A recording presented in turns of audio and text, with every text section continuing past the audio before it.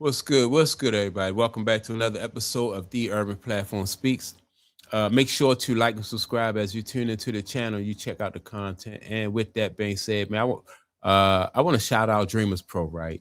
Because the guy on Dreamers Pro came and did a podcast about LeBron James potentially trying to build a one more super team, right?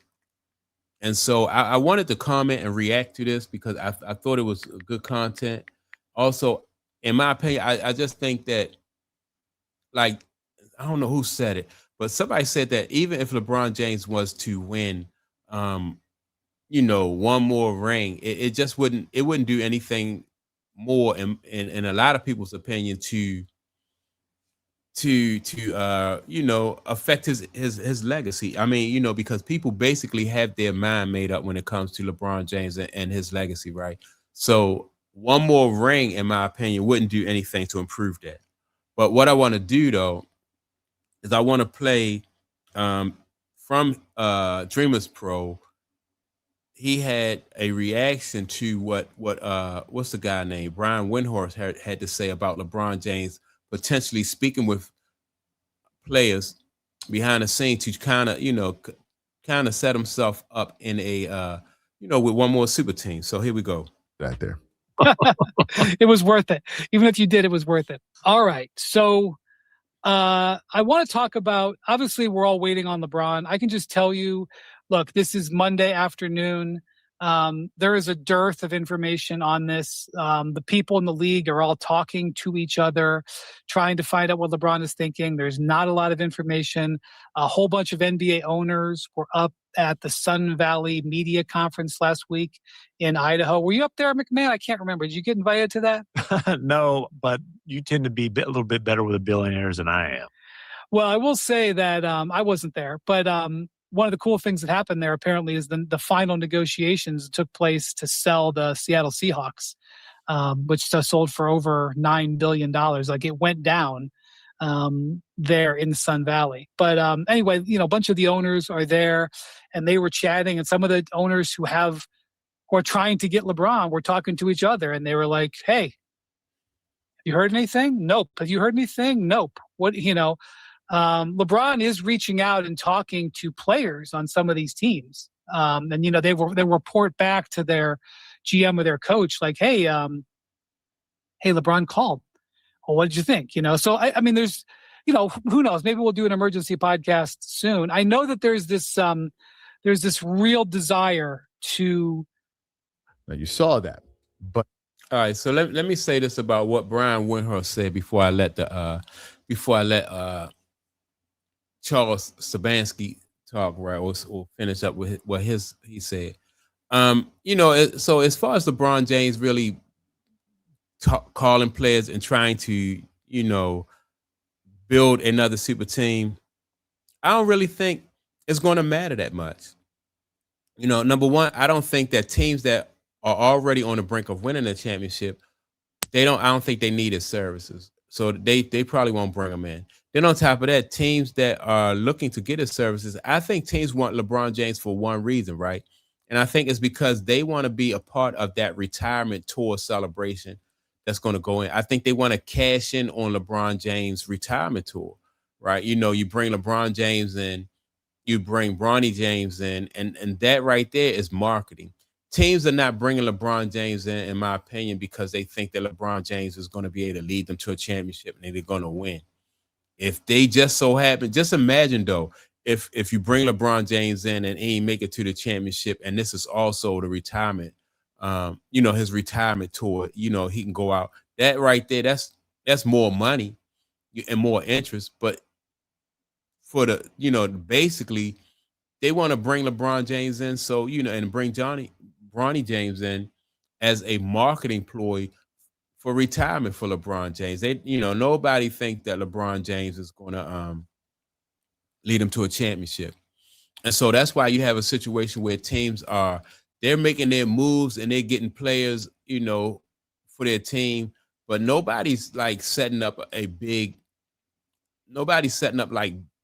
aside big money so they can, cash in on the LeBron James sweepstakes. They're just not like the major moves. All the teams have already made their major moves. Cleveland already said that they have a limited amount of money, and you can tell by the moves that other teams are making that they only have a limited amount of money. So teams want to try to lowball LeBron James so they can bring him in and just capitalize on that retirement tour. But it's not really about what um, LeBron James leading somebody to a championship or leading somebody into the playoffs. They just want to cash in on LeBron James's the situation that LeBron James found himself in. So, but let me get back to what this guy Charles Sabansky was saying about this situation. But it didn't stop there. Then ESPN Cleveland's account. This is a verified account. ESPN Cleveland's account posts the thumb. It says Riz has heard LeBron is roster adjusting before a decision. This is from ESPN Cleveland. Take a look at the video here. What I'm hearing and what I was told makes a lot of sense. Do you know what LeBron's doing right now? And by the way, it could be for Cleveland or it could be for another team. He's roster adjusting. Now, let's see. The last time he came back, Wiggins was out. K-Love was in. That came out of nowhere. You reported it. Who could it be this time? Jared Allen's name's got to come up. I don't know. Harden and Perk. Big Perk. Kendrick Perkins said yesterday on First Take that LeBron's waiting for the Cavs to make a move. So do I think LeBron's made up his mind? 90%. But like any big decision in your career, you leave your options open to the very end. So you saw that there. All right. So let me say this. Again, these teams just want LeBron James for the league minimum. All of this, in my opinion, for what LeBron James is doing is just posturing, just trying to he's just trying to build up and present himself in a certain image where as though he can use that as leverage. Because if there's a lot of people are tuning in and people are curious about what LeBron James is doing, then LeBron James can go to the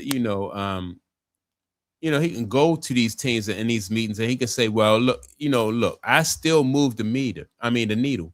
People they're interested in what I'm going to do. People interested in where I'm going to be at, where I'm going to play. And so if you as a team, you want to capitalize on my popularity, then you're going to have to give me more money. And that's what this is all about. LeBron James is just trying to stir up as much interest, as much, and rile the fan base up as much as he can. So when he do go into these meetings, he can use that as leverage. Now, I think teams also know this, and they're not really even paying it any mind. That's why that's why Philly made the moves that they made already, and they're going to leave 2 roster spots open just in case LeBron and Bronny can come there. Same thing with Cleveland. They made all the moves that they're going to make, basically, for the most part, and they're going to leave 2 roster spots open. Not 2 starting spots or 2 roster spots.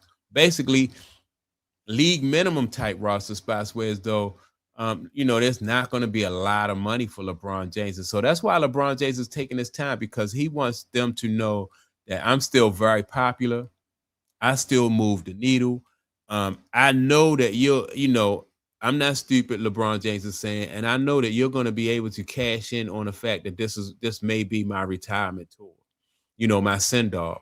So I'm going to be good for the economy, like the local economy. If you go to Cleveland, business is going to, all the businesses around, in the Cleveland area, that downtown area, are going to prosper. So that's good for business, right? If you go to Philly, same thing in Philly. Wherever you go, it's going to be good for the local economy. He's going to be good for the team. And it's going to be good for the league to market him and Bronny as, like this is the farewell tour. Bronny is celebrating this with his father.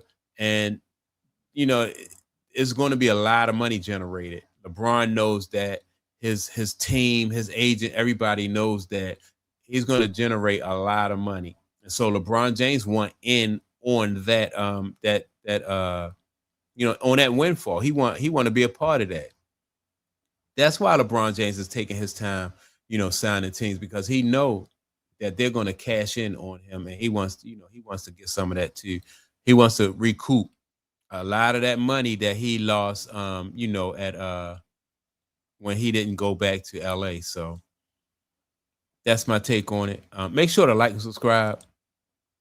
Also, don't forget to leave a comment, and I'm gonna check y'all out in the next video. Peace.